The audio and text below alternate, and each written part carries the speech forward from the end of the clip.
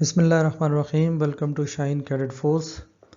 आज हम मैथमेटिक्स में नेक्स्ट टॉपिक पढ़ेंगे कि यूनियन और इंटरसेक्शन क्या होता है। दो सेट्स के दरमियान हमने कैसे यूनियन निकालना है और कैसे जो है वो हमने इंटरसेक्शन ऑफ टू सेट्स को फाइंड आउट करना है। तो चलते हैं अपने नेक्स्ट टॉपिक की तरफ। सबसे पहले हम देखेंगे कि दो सेट्स का यूनियन जो है वो किस तरह निकालते हैं।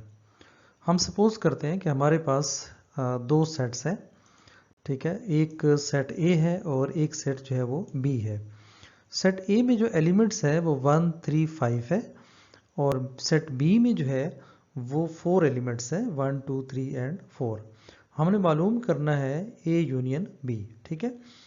अब सबसे पहले हम इसी तरह सेम स्टेटमेंट लिखेंगे कि ए यूनियन बी इक्वल होता है set of A union set of B. दोनों के एलिमेंट्स लिख लेंगे। अच्छा, यूनियन में हमने क्या करना होता है? यूनियन में हमने ये करना है कि दोनों सेट्स में, ठीक है, वो एलिमेंट्स जो कॉमन हैं, मतलब जो इसमें भी हैं और ए में भी हैं और बी में भी हैं, ठीक है, तो वो हमने एक दफ़ा लिखने हैं और इसके अलावा जो बच जाए तो उनको हमने भी साथ लिख देना है। चाहे वो सेट ए में बच जाए या चाहे वो सेट बी में रह जाए तो उनको भी हमने आंसर में इंक्लूड कर लेना है। तो वही हमारा यूनियन ऑफ टू सेट्स हो जाएगा। जैसे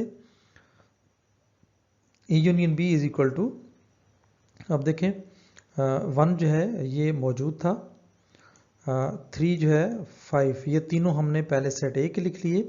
फिर सेट बी में देखें 1 ऑलरेडी हम लिख चुके थे, हमने दोबारा नहीं लिखा। 2 जो है वो हमने इधर लिख लिया क्योंकि ये हमने पहले नहीं लिखा था। उसके बाद 3, ठीक है, ये ऑलरेडी लिख चुके थे हम, ठीक है, ये वाला, तो हम इसे दोबारा नहीं लिखा। इसलिए नेक्स्ट है 4, और 4 क्योंकि पहले हमने नहीं लिखा तो अब दोबारा लिख लेंगे, ठीक है।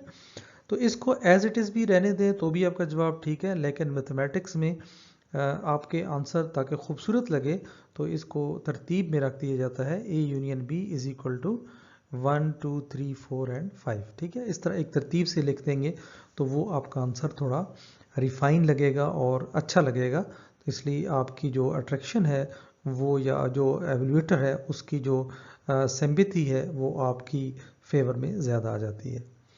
तो नेक्स्ट है, हमारे पास दो सेट हैं, एक एस है और एक जो है वो टी है, और हमने मालूम करना है एस यूनियन टी। सेम उसी तरह देखें, एस यूनियन टी लिखेंगे और एक सेट पहले ए लिखेंगे, एस लिखेंगे, और दूसरा फिर एलिमेंट्स ऑफ सेट टी लिखेंगे। और दोनों में जब हम मालूम करेंगे तो सबसे पहले आप देखें ए बी सी, ये आपने सेट ऑफ एस के एलिमेंट लिख दिए, और फिर सेट ऑफ टी के जो एलिमेंट्स हैं उनमें हमने सी देखें ऑलरेडी पहले लिख चुके थे, इसलिए दोबारा नहीं लिखा। तो इसलिए इसके बाद हमने डी लिखा और उसके बाद हमने ई लिख दिया, ठीक है। तो ऑलरेडी देखें ये तरतीब में है, इसलिए दोबारा लिखने की ज़रूरत इसको नहीं है। तो बस इसका यही आंसर है। अच्छा, नेक्स्ट है, दो सेट है हमारे पास x और y, ठीक है। इनके एलिमेंट्स हैं सेम, इसी तरह हमने x यूनियन y को मालूम करना है। हम लिखेंगे कि x union y is equal to x के एलिमेंट्स यूनियन y के एलिमेंट्स, ठीक है। और सेम इसी तरह हमने सबसे पहले एलिमेंट्स लिखते रहे 2 4 6 8 10, ठीक है। और फिर उसके बाद देखिए 1 हमने पहले नहीं लिखा था तो इसलिए हम वो लिख दिया, उसके बाद 5 लिख दिया, और 10 ऑलरेडी हम लिख चुके थे, ठीक है, इसलिए हमने दोबारा नहीं लिखा। एक ही दफ़ा लिखना होता है और इसको थोड़ा तरतीब करके लिख देंगे तो 1 2 4 5 6 8 10, तो ये आपका आंसर आ जाएगा। अब है कि इंटरसेक्शन क्या होता है। इंटरसेक्शन बेसिकली कहते हैं कि दो चीज़ों में जो कॉमन होता है, ठीक है। पहले तो हम ये कर रहे थे कि यूनियन में जो कॉमन नहीं होता था उसको भी हम लिख रहे थे, लेकिन इंटरसेक्शन में ऐसा है कि जो सिर्फ कॉमन एलिमेंट्स होंगे उन्हीं को हम लिखेंगे और बाकियों को हम छोड़ देंगे, ठीक है। जैसे सेट ए आपको गिवन है, सेट बी आपको गिवन है, और हमने मालूम करना है ए इंटरसेक्शन बी। ये जो आपको एक साइन नज़र आ रहा है, ठीक है, उल्टा यू, तो इसको हम इंटरसेक्शन कहते हैं, ठीक है। उर्दू में इसको तकाते कहते हैं। तो ए तकाते बी, या इसको हम A intersection B is equal to elements of A and intersection elements of B. अब इन दोनों में देखें कौन सा कॉमन है। एक देखें तो एक 1 कॉमन है, ठीक है, उसके अलावा 3 कॉमन है, ठीक है, और उसके अलावा कोई कॉमन नहीं है। तो जस्ट ए इंटरसेक्शन बी में हम आंसर लिखेंगे 1 एंड 3, ठीक है। तो ये हमारा इंटरसेक्शन है। तो सिर्फ जो कॉमन एलिमेंट्स है वो आपके आंसर में आएंगे, बाकियों को आप नहीं लिखेंगे, ठीक है। इसी तरह देखें सेट एस है और सेट टी है, और इनमें आप देखें कि आपने एस इंटरसेक्शन टी मालूम करना है। तो S intersection T is equal to A B C intersection C D E, और इसके अलावा इनमें सिर्फ जो है वो सी जो है वो कॉमन है, तो इसलिए सिर्फ सी जो है वो आप लिख देंगे। अच्छा, अब ऐसे सेट भी आ जाते हैं जिनमें कोई कॉमन नहीं होता, हम फिर क्या करेंगे?